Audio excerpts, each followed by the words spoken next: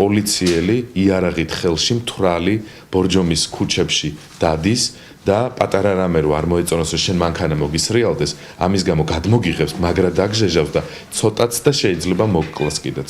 ტელეკომპანია იბერიას ჟურნალისტი აცხადებს, რომ ნასვამმა პოლიციელმა მიხეილ ხუციშვილმა სცემა. გიორგი გასვიანი ამბობს, რომ მას სიტყვიერი და ფიზიკური შეურაცხყოფა ქუჩაში სამოქალაქო ფორმაში ჩაცმულმა პოლიციელმა მიაყენა. ჟურნალისტი გვიყვება, რომ მოყინულ გზაზე მანქანა მოუცურდა და შემდეგ ჩაუქრა, რასაც პოლიციელი შეესწრო. აღნიშნული ფაქტის გამო ძალოვანი უწყების თანამშრომელმა მას შუბლზე იარაღი მიაბჯინა და დაემუქრა. მიხეილ ხუციშვილს თან ახლდა ორი მოქალაქე. მომხდარის შესახებ ჟურნალისტმა შინაგან საქმეთა სამინისტროს გენერალურ ინსპექციას აცნობა.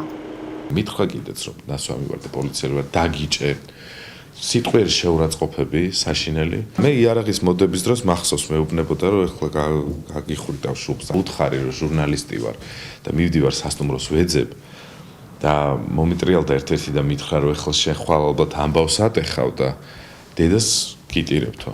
და უარესად მირტყეს, ოღონდ აი გაშლილი ხელებით მირტყავდნენ თავში, მირტყავდნენ ყბაში. იმ პირობით მიშვებდა, რომ მე არ ვიტყოდი ამას არსად.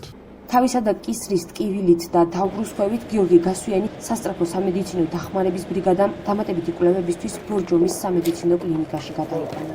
პაციენტი საჭირო ჩავთვალე და გამოვიყვანე. ქონდა გარეგნული დაზიანებები. გარეგნული და ვიზუალურად არ ქონდა დაზიანებები. ტვინის შერყევაზეა, მე რამდენადაც ვიცი. ტვინის შერყევას მე ვერ დავარ, ეგ ნევროლოგმა უნდა თქვას და ნევროლოგი კონსულტაციას უკეთებს. რაღაცა პრობლემა შეექმნა იმის მაგივრად რომ დახმარებოდნენ.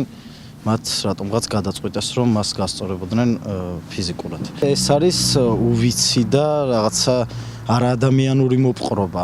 მით უმეტეს, როდესაც ხარ პოლიციელი. საქმის მოკვლევა შინაგან საქმეთა სამინისტროს გენერალურმა ინსპექციამ სისხლის სამართლის კოდექსის 126 მუხლით დაიწყო, რაც ძალადობას გულისხმობს.